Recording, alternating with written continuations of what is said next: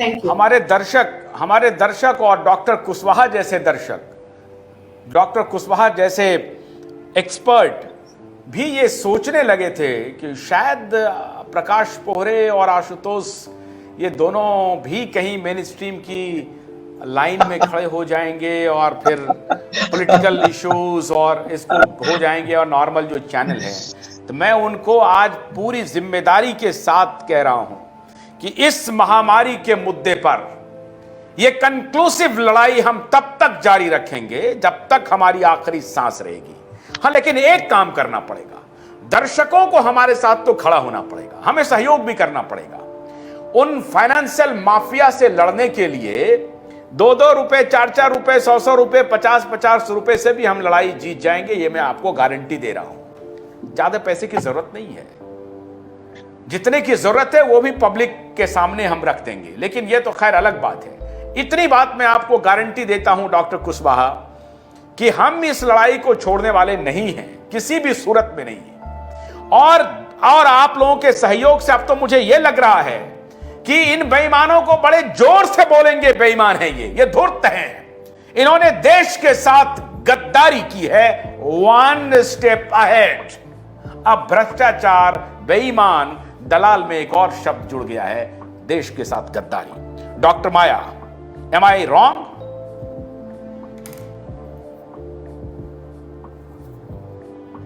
ना सब बात मेरे दिमाग में जो आई है वो 3 बात मैं पहले कह दूं। एक तो मीडिया ये सिर्फ इसके कोरोना के आने के बाद सरकारी या वेस्टेड इंटरेस्ट का नैरेटिव चला रहा है, ये बात ही नहीं सही है।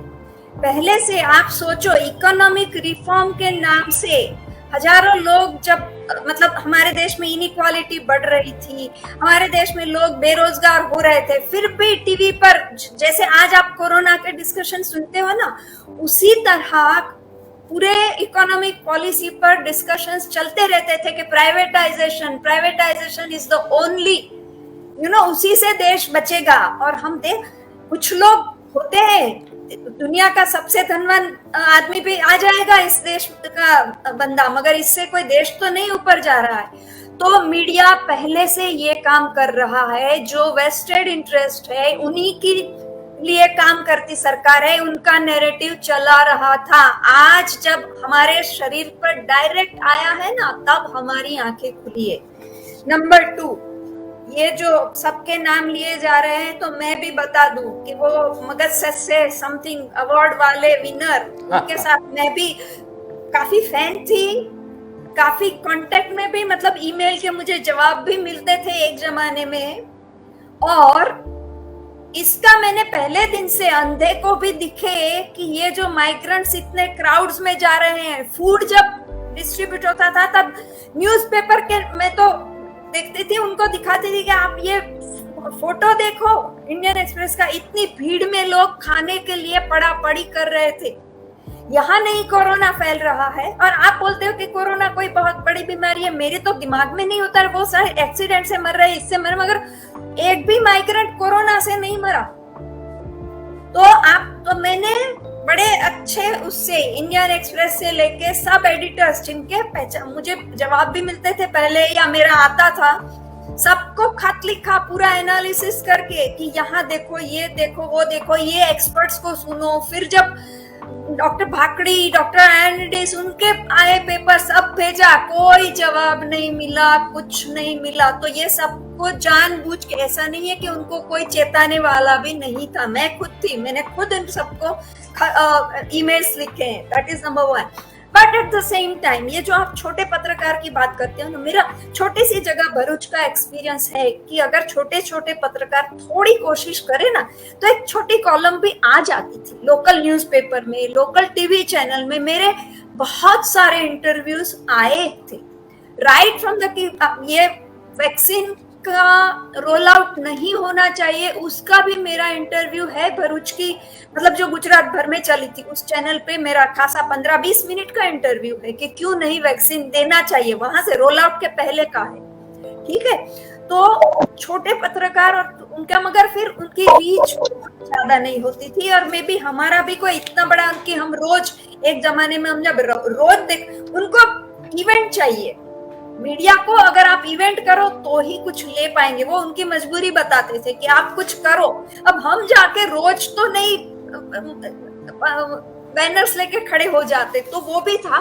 मगर अभी भी मैं थोड़ा छोटे पत्रकारों को थोड़ा सा तो दूंगी, कोई दे या नहीं दे, मेरा खुद का भी अनुभव है कि आ जाता था हमारी यहाँ लोकल चैनल सब जगह। अच्छा, एक तीसरी बात ये बोलनी है कि हम ये बोले कि भाई डॉक्टर को तो ये होना चाहिए, उनको तो अपना जमीर बनाए रखना चाहिए, उसी तरह पत्रकार, मैं इस बात से थोड़ा सा असहमत इसलिए होती हूँ कि जब पूरी सिस्टम, हमें सिस्टम बदलना पड़ेगा, जो पैसे केंद्रित जो व्यवस्था है, जिसे मैं नाम देके सबका नाम दिया जाए तो सिस्टम को भी मैं नाम दूंगी, पूंजीवादी व्यवस्था में यही होगा,